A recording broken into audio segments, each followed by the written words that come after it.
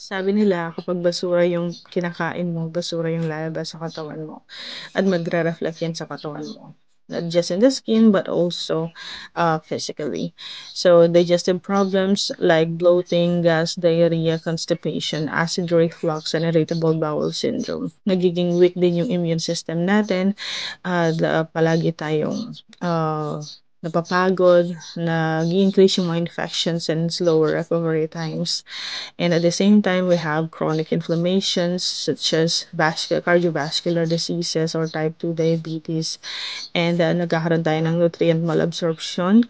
Kapag na-damage yung gut lining natin, nape-prevent ito yung proper absorption of vitamins and minerals like vitamin B12, iron, calcium, and magnesium.